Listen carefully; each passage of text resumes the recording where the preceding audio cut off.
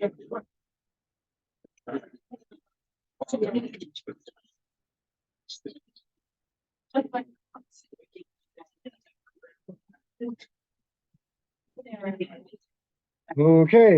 good evening, everyone.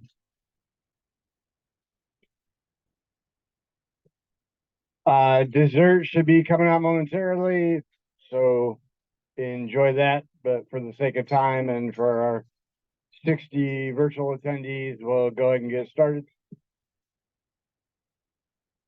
Welcome back from extended summer vacation. It's good to see a good sized room and pretty much equal by the number of virtual attendees. So glad to have everyone back. Okay, so we're going to try this again. So election nominations will begin tomorrow. That will be in newsletter communication to become a member of our PMI Montgomery County chapter board of officers team. So as of yesterday, our chapter has close to 1,950 members, and we have 5 board members. We couldn't get, round of applause.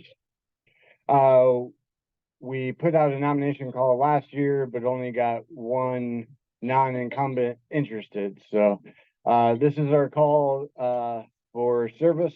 I think we're getting back to the new normal, and servant leadership is more important than it has been in recent years because of self-care for the pandemic. So the ask would be 5 to 6 hours a month, and that's max. You get free PDUs, you get the ability to improve the chapter. We hear you on the surveys.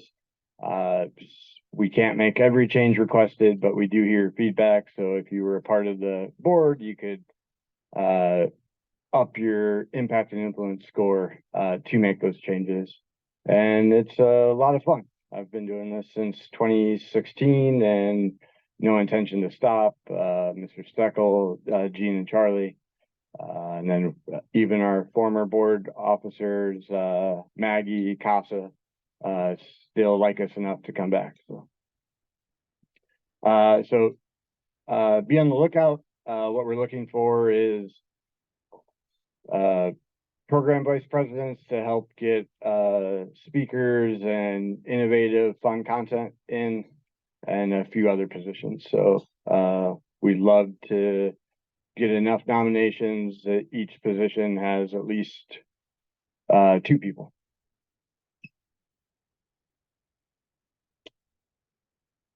Okay, for those who need PDUs, since the start of the pandemic, when we started recording our on-demand sessions, we've uploaded those to our chapter YouTube channel.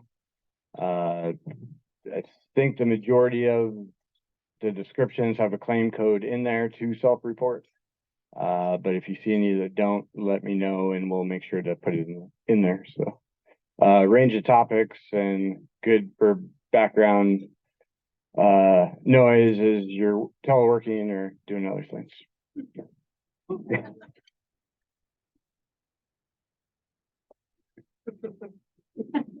Okay, our next meeting is Wednesday, November 1st, and for our longtime members or recent members, the November meeting is our chapter member appreciation dinner. So we're looking forward to having that here again at this wonderful restaurant. The time will be 6 to 9. It will be a buffet style dining experience, but we'll make sure we have the same staples, meat, fish, vegetarian. And last year they set the buffet up out in that area, so that'll be the same. I think the capacity that we can have with still having enough comfort for our speaker and the aesthetics of the room is 2. Gene? Okay, so 260. That registration will be open up this coming Monday. And we're happy that Mr. Carl Pritchard's making a return to the speaker circuit. So he'll be speaking on Did You Hear the One About and the art of storytelling. So more of a soft skill, fun presentation. It'll be 1 PDU for power skills and as we've done in years past, we'll have the holiday food drive to go towards Montgomery County's premier food service nonprofit, Manna Food Center, right down Shady Grove Road. So if you bring a few canned or dry goods, we'll exchange those for raffle tickets for signed books. And just like last year, I'll post a picture that I actually took the food there and didn't take it home. So one thing, just as a reminder, folks, this the member appreciation dinner, because the volume of people and everything, is the only dinner we don't take walk-ins. So please, please, please, if Matt puts it in big red letters, okay, please no walk-ins. So as soon as you see the announcement go out, please register right away, because we do have to cap it at 260 or whatever it is. All right. And for some reason, I still didn't figure it out. We get more people coming to frequent than it's a mystery to me. Funny how that works. Okay. And then for December, that won't be free, but it is our $15 holiday special discount. So a $20 discount in the spirit of the holiday season. PMI, this in the past few years has come out with a future 50 list of project managers, program managers, influencers that have really made a difference and changed the game for the future of our industry. So we're happy to welcome Miss Crystal Brady, who is one of the 50 selected for this year, 2023. And in that announcement last month, she's doing great work locally in Loudoun County with the National Oncology Center. And we've heard a lot about Discipline Agile.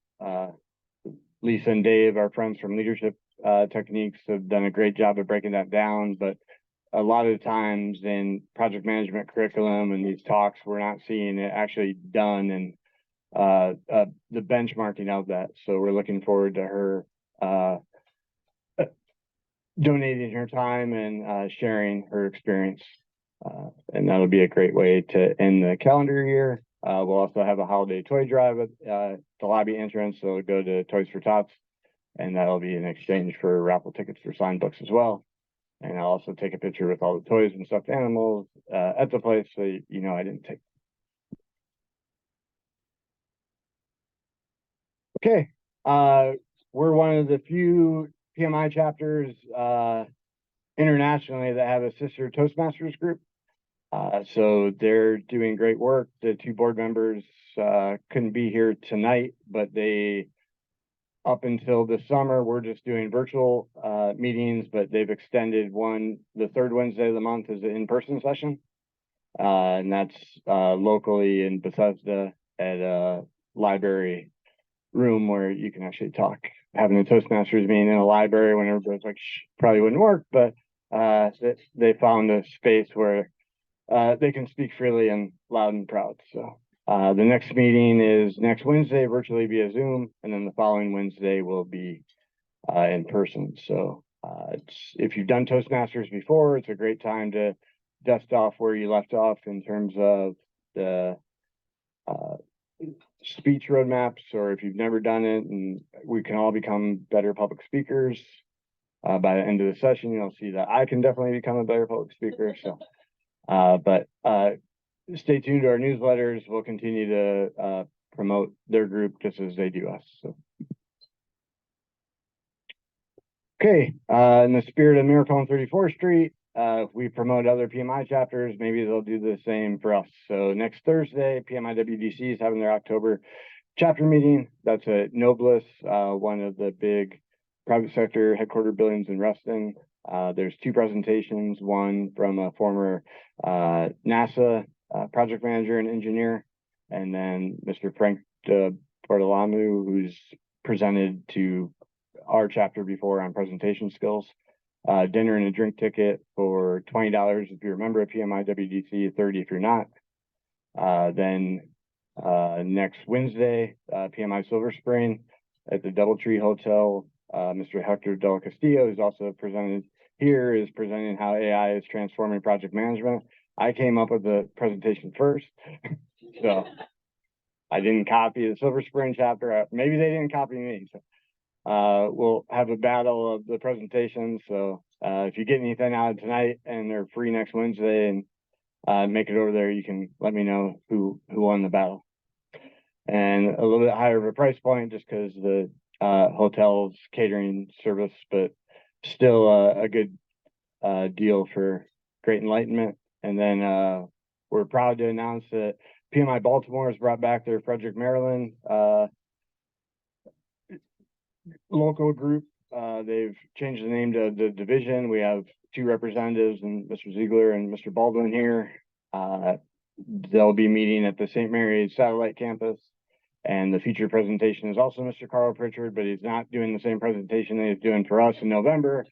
He's doing it back in the saddle. He had some overcame some health challenges in the past year and a half, and we'll speak to kind of what that looked like, and then compare his personal journey to his risk management expertise. So looking forward to a great presentation there. And Frederick's just up the road and exits 22 to 30. So looking forward to continuing to cross promote and maybe even do something as a joint hybrid solution next year.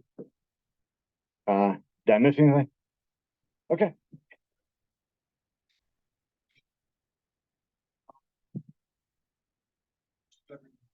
Okay, so Spectrum Drive right near the Francis Scott Key Mall for those familiar with Frederick.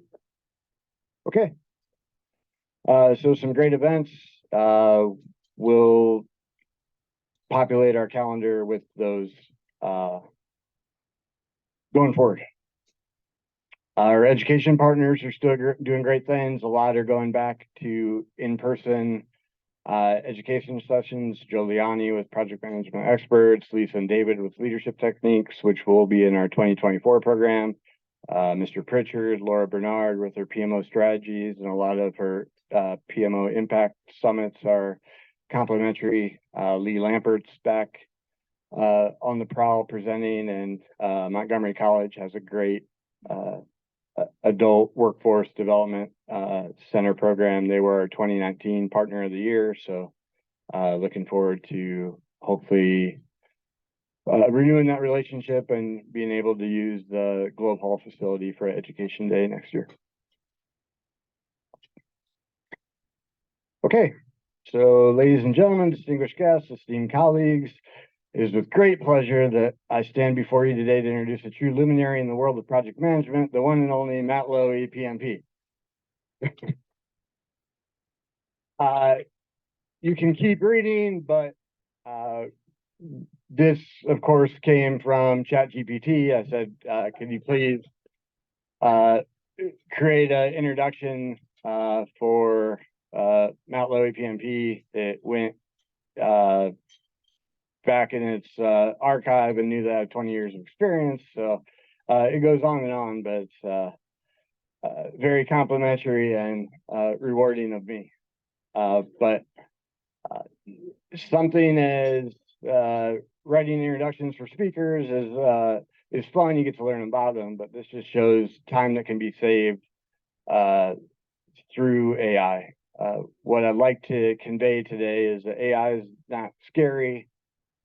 Our theme tonight is how it can be a complement to project management, and then we have a call for action to end it. But this is a glowing recommendation for me, but we'll move on.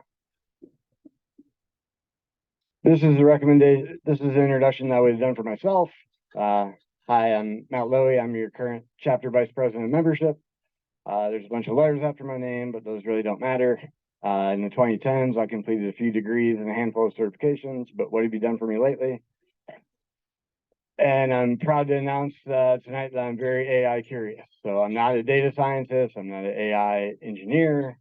I'm not a futurist, even though that's a cool title. And when I meet futurists at these conferences, I was like, wow, you're a futurist. So it has like a Barney McFly aspect to it. These images, I'm not an astronaut. I don't work for NASA, but these are AI developed pictures. They got the nose right. So a lot of good things that can be done with AI. So we're gonna go back in time a little bit of how we've been currently on this AI boom, then pivot back to how it can help us as project managers, and then just try to plant that seed for you too to be AI curious. So my presentation abstract, which brought 60 people here in the room and over 100 registered virtually, and we got a little more than half of that. This presentation abstract, of course, came from ChatGPT. It was very good, and it got people here. My ask was write a presentation abstract for how AI can be a complement to project management, and it broke down all this in like 7 seconds. Some of it's realistic, some of it's not, but it really shows the power of like how this can be a guide of if you're giving a presentation or if you have to put together a report, look at the generative AI as more of a guide or at least a reference point than just a quick copy and paste. Question. Yep. Are you using ChatGPT or are you using the subscription model ChatGPT 4? For this, it was the free one. I didn't log into ChatGPT for this, but there's a few things that I did that I'll go into. Dr. Lowe?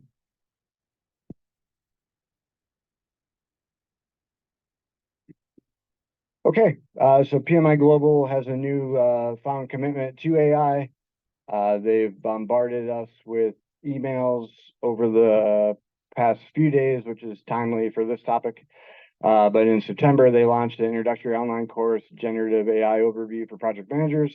It's 5 PDUs. I went through every facet of it, and it didn't take me 5 hours, so a few hours if you click on everything, open everything, and read everything in totality.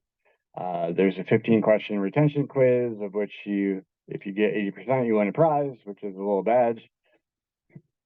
This isn't a certification. I've seen some people on LinkedIn be like, I'm PMI AI certified. It's just a course.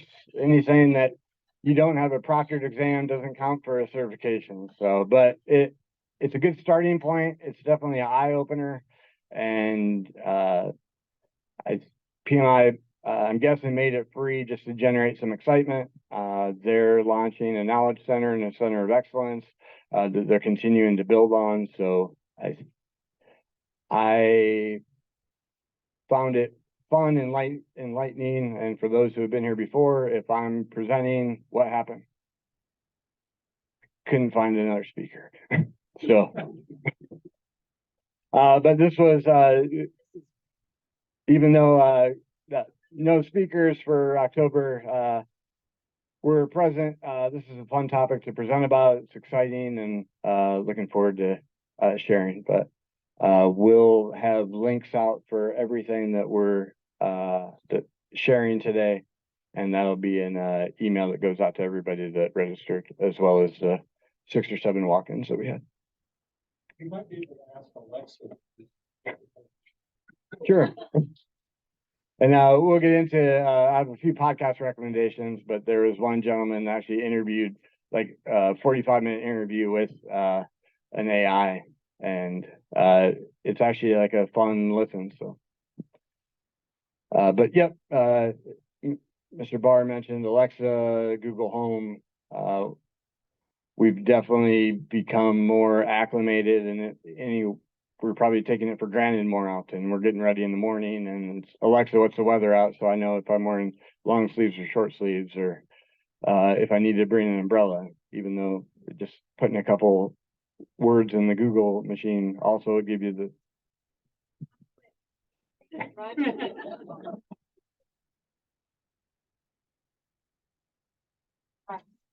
Then thanks to Mr. Barr for saying the one word that you're not supposed to say when you are giving a presentation. So which is which? A lot of key terms, a lot of buzzwords. So artificial intelligence is the simulation of human intelligence that machines can perform tasks, learn from experiences, adapt to new situations. What ChatGPT is generative artificial intelligence, Gen AI.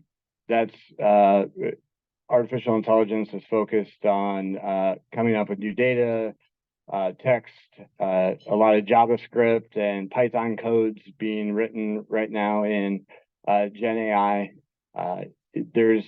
We'll get into the accuracy of those, but just the fact that, I mean, we used to have to open up code books or Google scripts and put things together, even for Excel calculations. And now you can just say, I need a count if statement for, these 3 columns, and you copy it from ChatGPT into Excel, and for the most part, it works. So that's definitely a blessing and a time saver.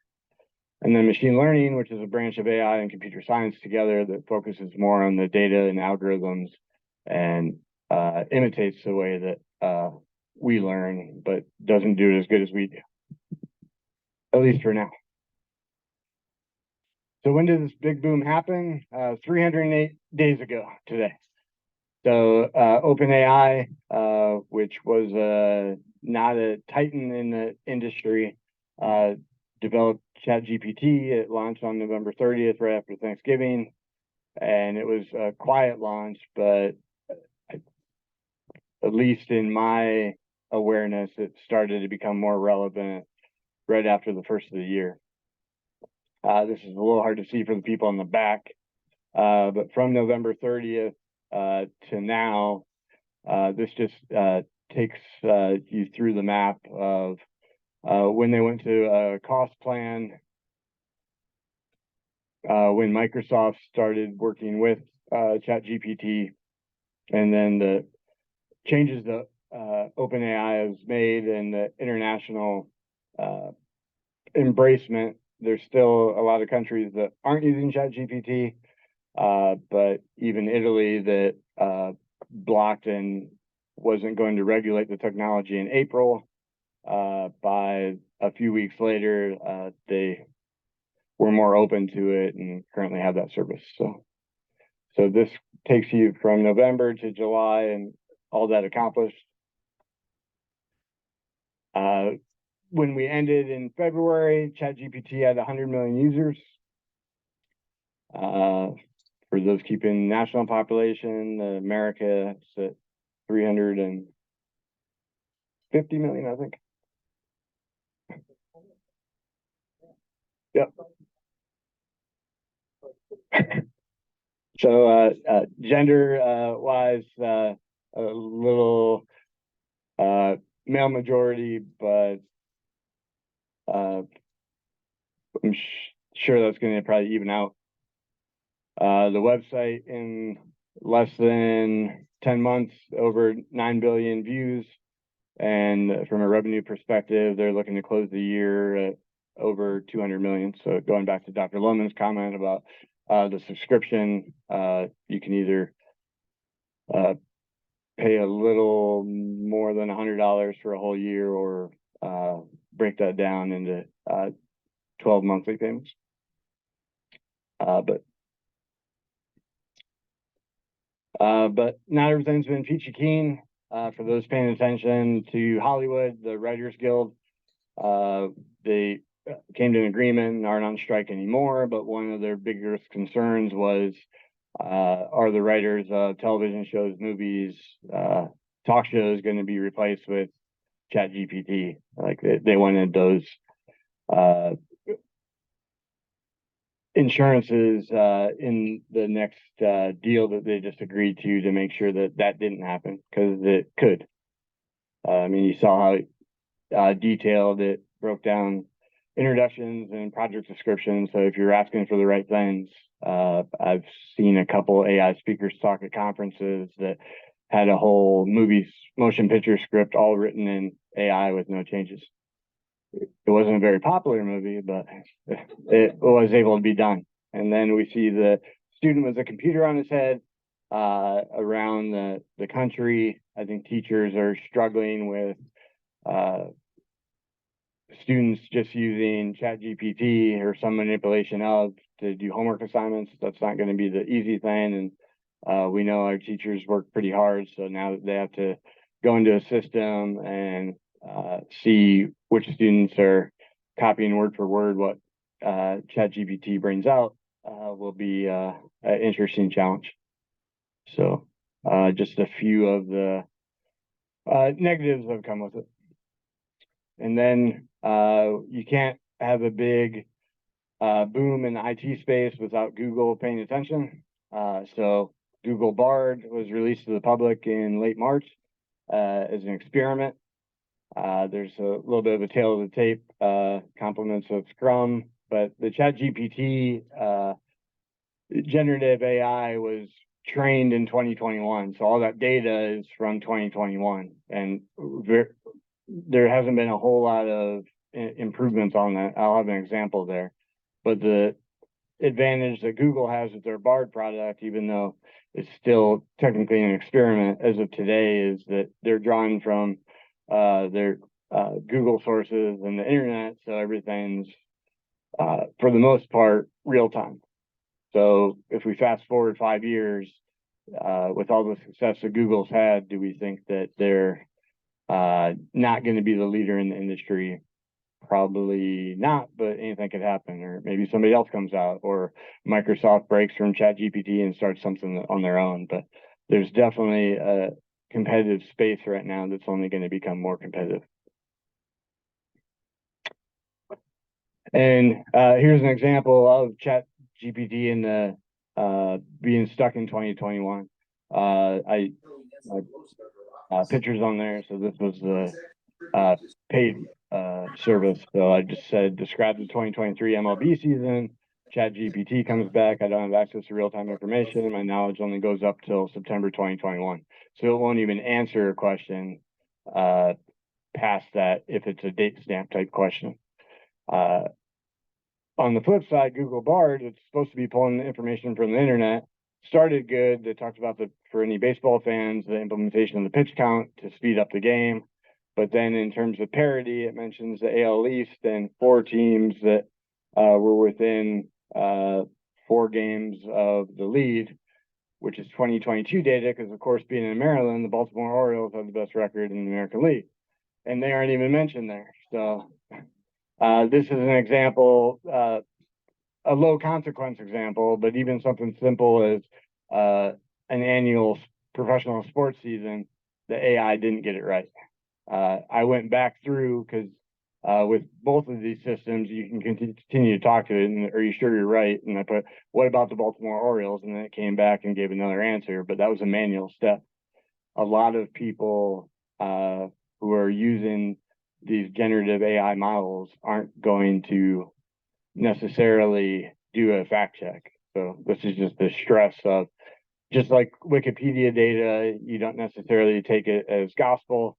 You're clicking on the footnotes and going back to the articles or some of the time to see if it's factual based or actually has a solid reference. So with generative AI, doing the same thing would be good. And when we go into the project management modules and it's breaking in critical paths and earned value management calculations, you still want to fact check it to make sure it works. Like if you continue to talk to it and as it smartens up, it'll get right, but it may not be right to start. Okay, some Gartner research on kind of responsible use of technology. So generative AI is in that phase 1. It learns by making mistakes. So if Ms. Rodden went in to Google Bard and said, describe the 2023 Major League Baseball season like in an hour, it's probably not going to give me the 2022 summary because now it knows that it was wrong and it has that.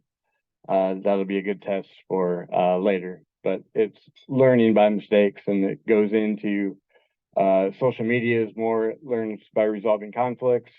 and then the big data privacy issues, and smartphones learn by applying best practices. That's where the smartphone patches and updates come out, from best practices that they're learning from all their users, and those are what make up the features for your phone updates.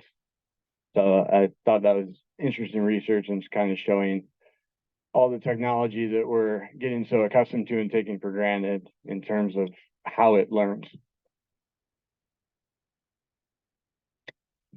So risk of using AI, Pixelplex did a great job of breaking down. There's potential bias and discrimination. Obviously, Google Bard doesn't like the Baltimore Orioles, but we'll show them. The impact it can have on people's lives, and then privacy and security issues. Right now, last week, Politico had an AI and Tech Summit in Northeast DC. I posted on the LinkedIn group, but I was there for a few hours and allowed the senators and congressmen who were on AI regulatory working groups and panels spoke, and how at least the U.S. government's going to regulate AI and generative AI in particular going forward is going to be interesting to see how that develops in the coming years. But the fact that they're on top of it, I think we all saw earlier this year the ChatGPT founder testify, and that was interesting commentary. So, but at least in America, from a regulatory perspective, policies will probably look a lot different in the next year or two than they do now, and then internationally will follow suit or maybe be ahead of us. Okay, so kind of pivoting from the industry into project management. So if we're looking from a RACI matrix of responsible, accountable, supporting, consulted, informed, the project manager, the human, is accountable for now. Project managers are going to be, you won't be able to go to your boss or the C-suite and be like, well, the AI told me to do this, so that's why I did it. They're not going to fire the AI or demote the AI. They're going to fire or demote you. So for now, this is from the course, but PMI is stating that Gen AI, they say always will be C for consulted, but I'm not going to take that liberty, so it's more for now. But as project managers, regardless of where we get our input or data or project administration work, just there's only one A on a RACI matrix, and we're the A most of the time. Okay, the class does a great job of breaking down into the current talent triangle that we have. So from a power skill perspective of how to look at AI, it's more defining your why. Why are you doing this? What do you want to get out of the AI? What do you want to get out of the AI that you either can't do yourself, don't have time to do yourself, or want to see if there's an easier way? The motto of project managers has always been work smart, not hard. A lot of times in order to be successful, you have to do both. And then sometimes you can get by working hard but not smart, but still have some degree of success. But define your why, and then on the pivot side, define your what and your how. That goes back to teaching Google Bard that the Baltimore Orioles have the best season in the American League. You start with the starting point, and then continue to optimize, ask questions. We have an example later in the presentation of what that journey looks like. And with paid services, and as Google continues, there's probably going to be a catch at some point when Google Bard goes from an experiment into full-grown service. So for the services where you can attach diagrams and they look at all the data and then come out with things, that's going to be big too. But we have some examples of some ChatGPT outputs that come out in tabular formats, which is pretty impressive. From a business acumen perspective, with any project, you're looking at identifying the problem statement and why are we doing this? Why is it worth it to invest in this, to improve, to automate, to application rationalize, whatever the project is. So understanding what the problem is and what you're trying to solve is going to make what you get out of a generative AI model all the better. So the more you have up front and the more you know what you want to get out of it, the more ultimately you will get out of it. And then in terms of ways of working, the top left part of the talent triangle, don't silo off your project team because you have this new buddy that's ChatGPT. So biggest thing is bring the team into it, learn together. Just stating, oh, I don't need your help with this. Like I have my new friend ChatGPT that's more accurate than you and can get things done a lot quicker than you isn't going to help team stability or really help that decision making, because then they're going to be on the outside looking in and not understand how you came to your conclusions. Okay, so this is an example of a cost benefit analysis. That the prompt, it looks like a PMP question if you took the PMP before 2019 in terms of the full story, and you have to read it. But if you have the parameters, it's doing all the math work for you, giving a summary, giving an explanation. And I actually fact checked this one, and it was right the first time. So just the fact that this can do this based on 2 paragraphs and output within 20 seconds, it's not the end all be all, but it does save a lot of time for those of us who still have to do the math on the money side. Okay, behold the critical path.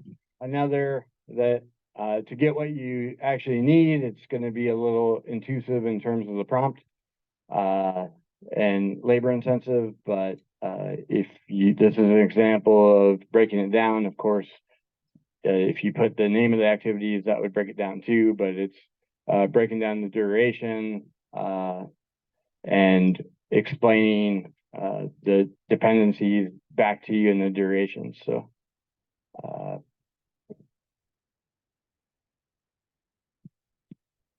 By show of hands, how many of us still have to have critical path documented and briefed to leadership? Okay, not many in the room.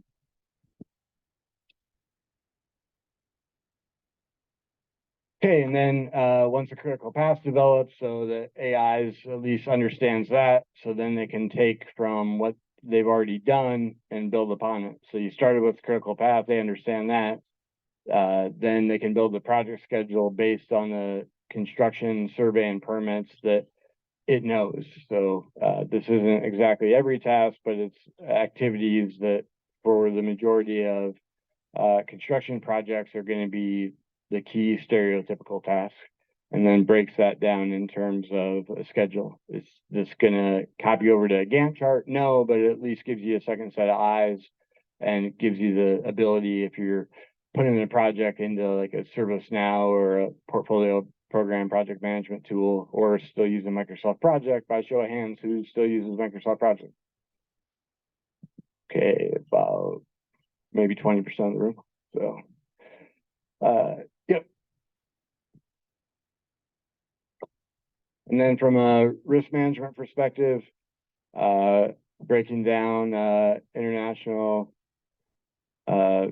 nuclear site and cleanup,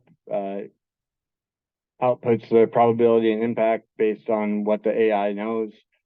This probably wouldn't be good enough for a risk matrix, but is a good complement to your overall risk management and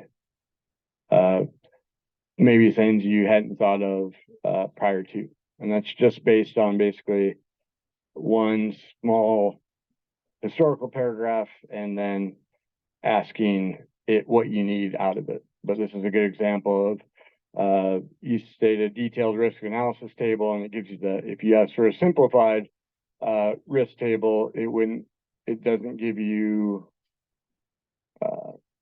two of the columns, I believe. So every word matters, is what we're trying to stress here. And what you put in, you shall receive back.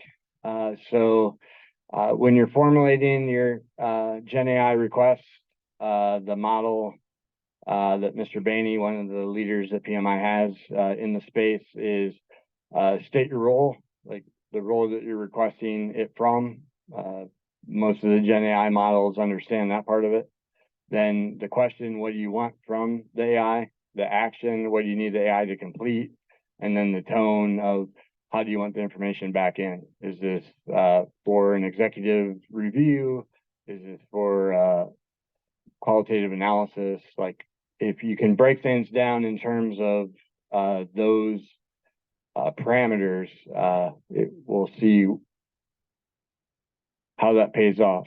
So one example that I came up with was as a contracting officer, or for requests for proposals needed for professional services contract, please provide an RFP template. That's the action. And then the tone is with passive guardrails. So on the left is what I got back. So most of the Gen AI models are very polite. So it's certainly just like our friend with the A that we won't name because we don't want her to talk. But it breaks down from the template, just like I asked for. It's a general outline. And after it goes through the table of contents, there wasn't room on the screen, but it like breaks down like 3 or 4 sentences per section and what you want. I followed up with a follow-up question of, can you recommend some common RFP deliverables for the scope of work 3.3 section? And on the right is breaking it down. So this shows how you can continue to converse to get what you need. Not the most value-add example, because a lot of us who are dealing in acquisitions and contracts already have RFP templates. But if you're starting from scratch, or any templates, the fact that pop this out in 4 seconds and something you can use. A lot of times when you Google a template, you have to sign up for a service and then continually get their emails. So this is an example of how you can get a template and don't have to deal with that part of it. Okay, so I'm guessing there was interest in this presentation. Just a hotbed topic is our careers as project managers safe, or should I be looking to switch career fields? So we have a point counterpoint here.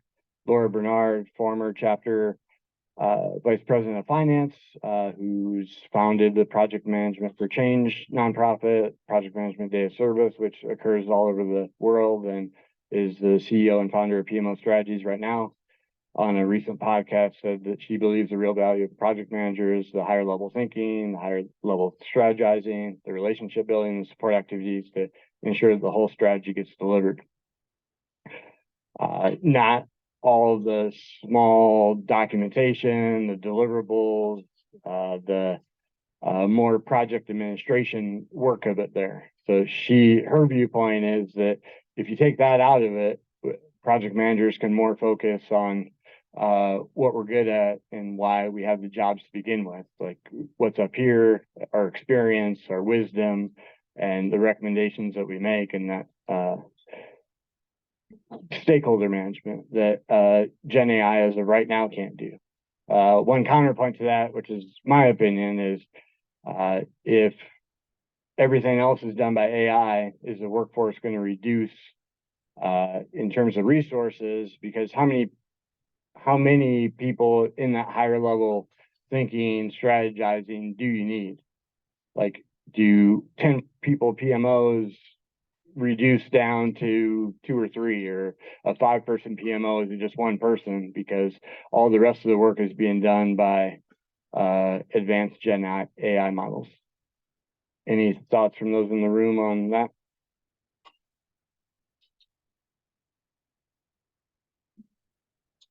Okay, well, something to think about, so,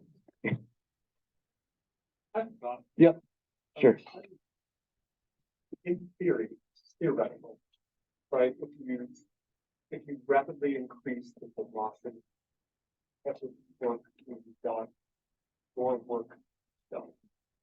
So there is, in theory, inherently be more projects that can be done, which opens up more opportunities for reduced staffing. One of our audience members brought up that if the amount of busy work's reduced, then more projects can get done, more scope can get done, more agile epics and user stories can be completed, which is a great point. If the company or the agency has that big of a backlog of work to do, if they don't have that big of a backlog, then that could potentially still be dampened. But yep, great point. Theoretically, can be declined, but also be moved down. And another audience member pointed out that the cost is driven down if you're not paying for the same amount of resources, because as of right now, a lot of this Gen AI offerings and solutions are either free or at a low affordable cost for businesses or individuals. As we become more dependent on that, could that change though? I mean, I think Netflix started at what, $8 a month, and now they're over 25. So we've seen things that we didn't think would cost much money continue to go up in cost. So, but yep, definitely a great discussion. Okay, a couple of school of thought differentials, ranging from more pessimistic about AI, that I'm a human being, only humans can be intelligent. Going back to the baseball analogy, it's going to be wrong. It's going to be disjointed and not have any real analysis or heart into it. I think from a journalism perspective, and the Writers Guild of America, that's where they're coming from. Of, yes, a Gen AI model can write a 20-minute sitcom, but would it be funny? Would it, continue that storytelling that the viewers want to bring in viewers? No, at least not as of right now. So that's more the AI ants, the AI anthropomorphists are still pessimistic, but are see the value that at least AI can provide as a tool and solution, but not in place of a human or a body at a desk. The AI agnostics start to go more towards that. If humans are intelligent, my dog's one of the smartest individuals I know, so dogs can be smart. Why can't we see that in AI or AI models? So more the art of the possible. We'll see when it gets there, but I won't be surprised. And then the singular AIers look at AI as the solution, the saving grace, and what's going to take us as a society to that next level. If we look back to where we were in 2004, 2005, when smartphones weren't smart, we still had the flip, and how much more we're able to do now, how much more convenient our life is. We're not printing MapQuest directions or having Garmin's falling and then we get lost when it's stuck underneath the seat anymore, even though our phones still may do that. So like that's more that AI is already intelligent. We need to embrace it. As AI evolves, we evolve, and we'll all be the better. So you see some different viewpoints. From show of hands, how many AI ants do we have in the audience? Okay, none. The Morphus, still a little shaky. Okay. The AI agnostics, that, okay, it looks like probably about 3/4 of the room. And then the singular ARs, the AI is awesome and great. And we have a couple undecided who will get back to us. And in chat, nothing yet. So, okay, from what we thought in 2017 in terms of automation and how it would affect the workforce, to now has already been accelerated by a decade, and that's just a 6-year span. So even though we think things are going to move slower and we have time, look at how much influential and impactful ChatGPT has been in 380 days or 308 days, as we started the presentation. So these models really show a peak in 2040 to 2050, but this could continue to accelerate based on how quickly things are evolving and moving. Okay, another Gartner model. So from a plateau being reached for generative AI, it's 2 to 5 years right now. We see all the AI models. For those that have a Gartner license, one of the great things are these hype cycles that really show where industries are moving to. Granted, it's just one arbitrary research. Everything Gartner says, everything.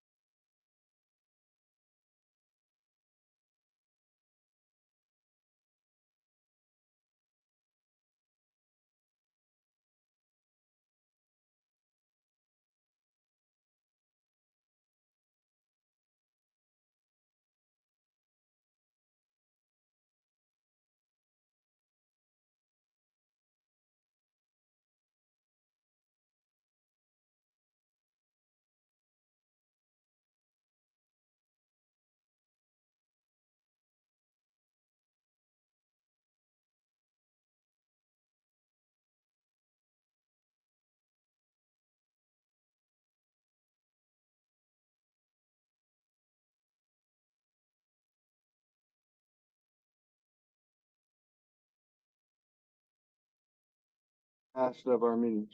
Okay. Virtual, we have comms back. Quick test. Okay.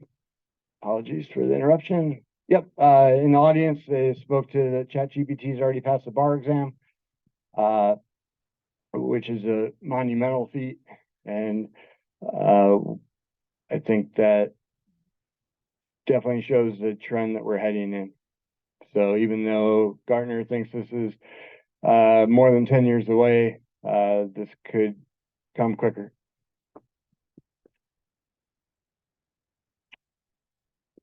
Could it pass it if you disconnect the internet? Yep.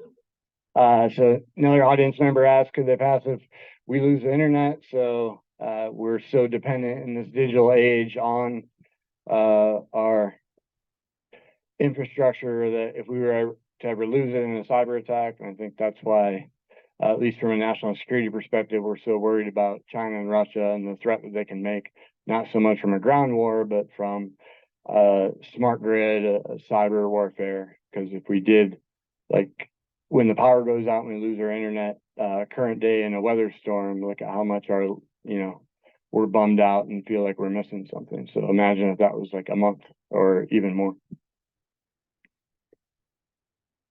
Okay, so if you do lose your job to a robot, the great thing is that ChatGPT can write a nice cover letter for you.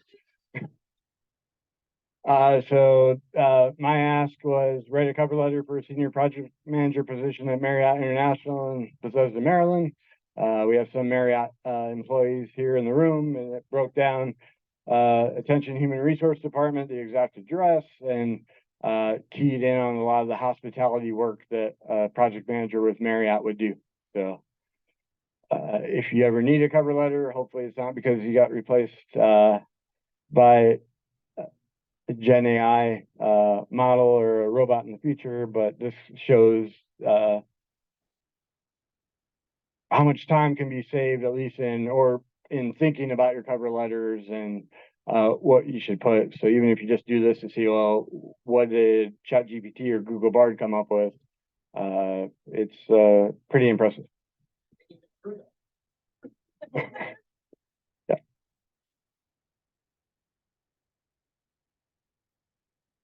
Okay, so my call to action is for everyone to become AI curious. This is an AI recreation of my feet.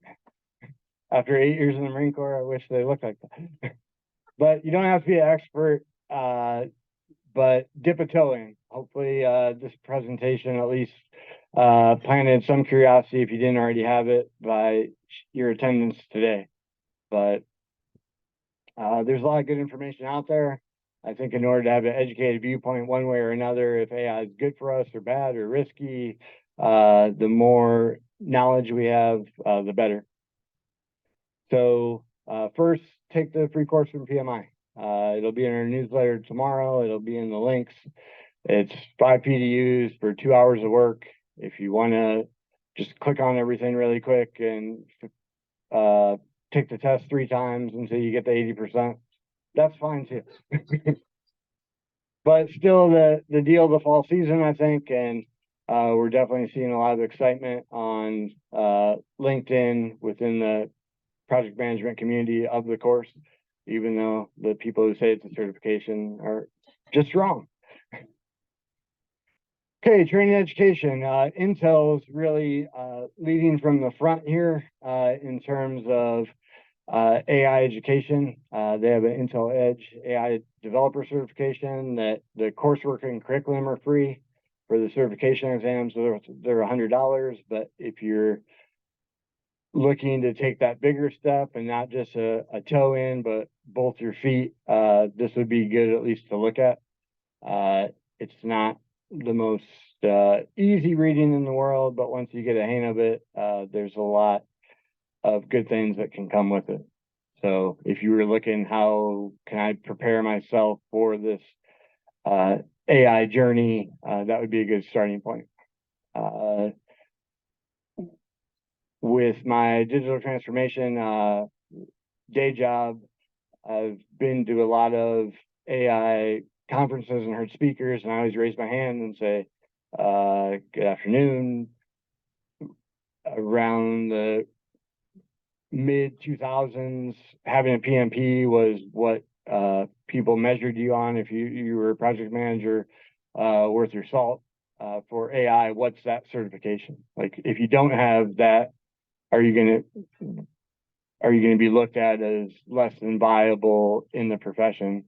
And I can't get an answer every time I ask. They just kind of step around it and say, we'll see. So I don't think it's really there yet. Our country has an Artificial Intelligence Institute that's government ran, but that's not like there hasn't been an AI association like a project management institute yet for AI. So I think that's a opportunity space for somebody to enter and have that gold standard for, oh, you're an AI engineer, you say you know AI, where's this certification? Like for our cyber people, that's the CISSP. If you don't have a CISSP and you want to be taken seriously as a cyber person, you're going to need the work experience to speak to why it may be surplus. But USAII currently has 4 certifications offered from as affordable-ish as $700 to as expensive of a transformative leader of $2,200. They also offer, in conjunction with MIT, a machine learning class for a little less than 2,500. But the thing that really impressed me was that they have programs for high schoolers, a novice for 9th and 10th graders, and advanced for 11th and 12th. That's our future. That's who's gonna really needs to lead from the front with this technology. So it's good to see that they're marketing to our high school future leaders of the world. Okay, a few podcasts. Earlier I mentioned a podcast where the host talked to AI models for the whole interview. That's Embracing Digital Transformation. Darren Pulsifer is one of the lead Intel employees who's going around the country and showcasing all the great work that Intel is doing in the AI training and education space. There was a February podcast episode that he has a full interview with ChatGPT. He put the words that came out of it into a text-to-speech generator, so it's somewhat like he's talking to an answering service or a robot, but it's interesting to see how the responses, and it sounds like it's a real conversation. It doesn't sound like it's disjointed, like when I tell Alexa good night and she says good night, sleep tight, and then doesn't talk again.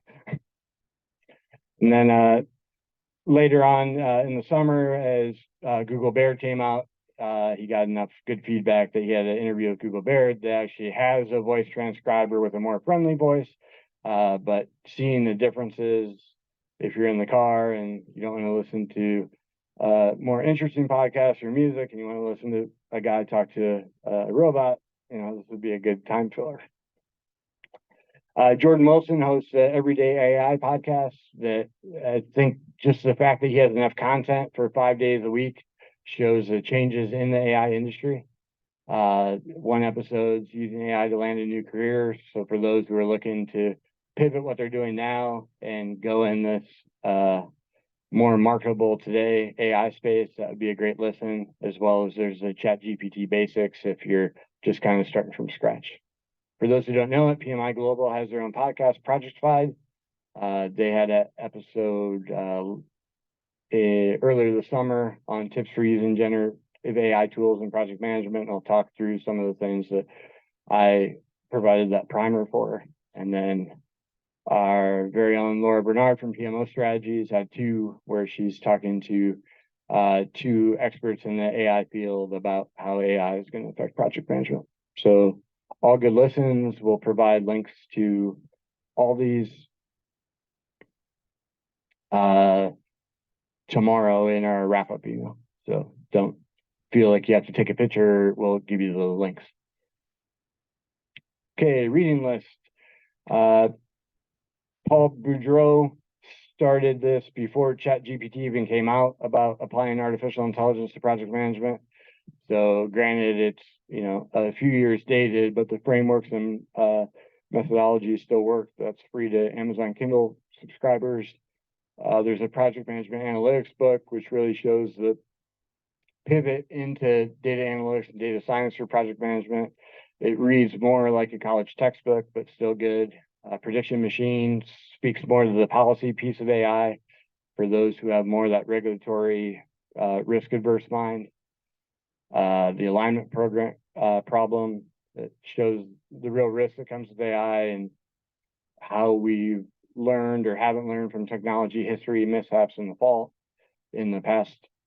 The ChatGPT Revolution's a fun read that shows how you can use ChatGPT in your professional and personal life, and then Human and Machine kind of breaks down more of the foundational understanding of AI. So all good books to read if you're looking for a book or to kind of continue this journey.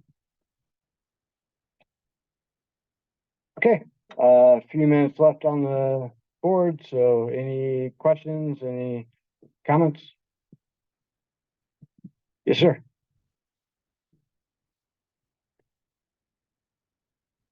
The question was XAI. I'll pass on that and follow up with an email for you. Go. A few things in Chat. Yeah, I cannot calculate, not good in math work. Okay, anything else? Hey, Mr. Stuck. You mentioned earlier you talked about that the chat was unable to give you the most current information, let's say on baseball statistics. Yep. Made me think, well, if the access that these things have, is it defined in advance?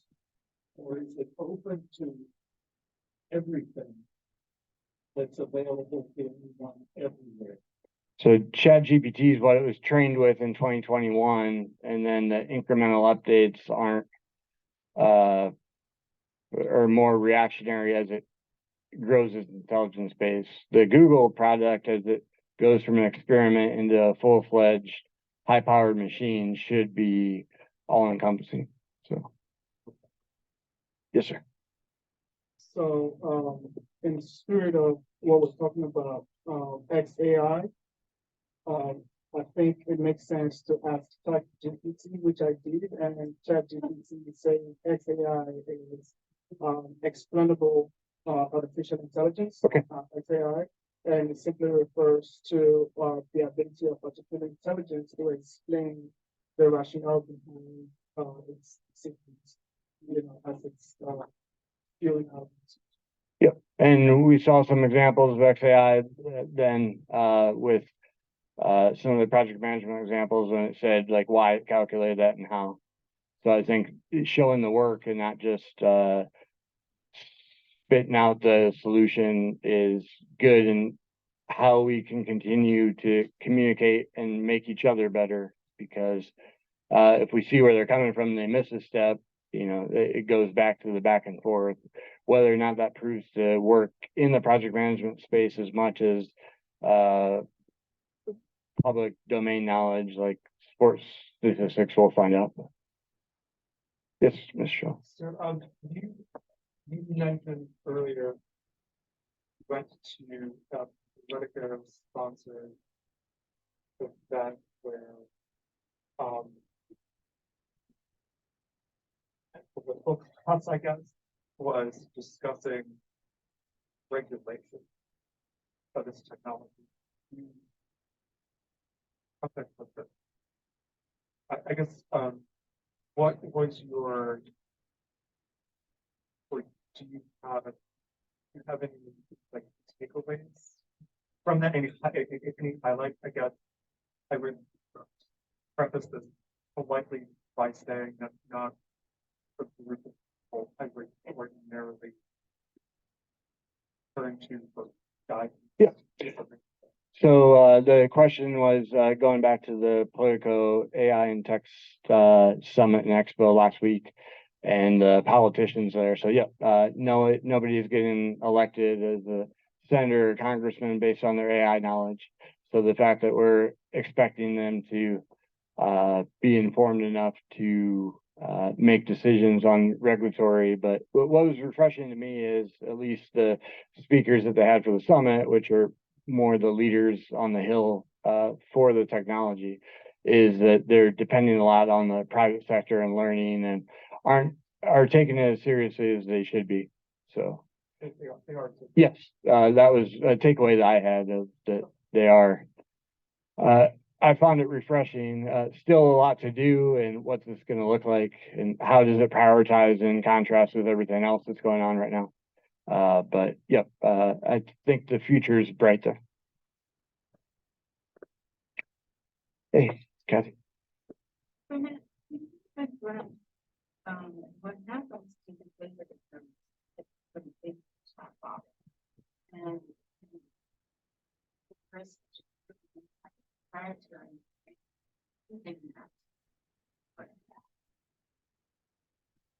where does that data go?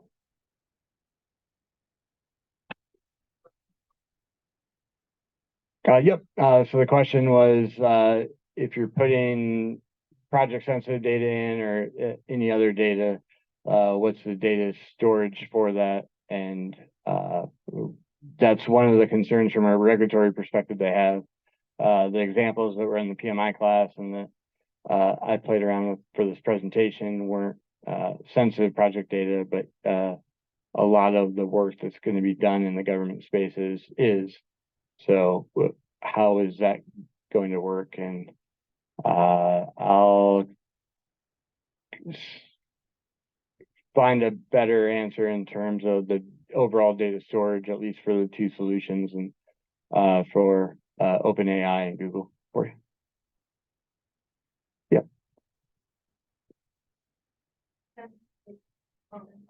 Sure. They're talking about being able to trace data by putting it on the block. So that's one of the to that. Yep, and we had an answer from the crowd that blockchain is being looked at as data traceability. So we'll look into that as well. Okay, coming up on time. We hope that we are in the privilege of your time this evening. Charlie and Jean, did you have any closing comments? My great presentation. Okay. Yeah. So again, challenge yourself to be AI curious, look into a few things. We'll make sure we have a good, thorough follow-up tomorrow, and have a great night. And hopefully we'll see everybody here ×3 for our November member appreciation dinner. Okay, thank you very much. Thank you.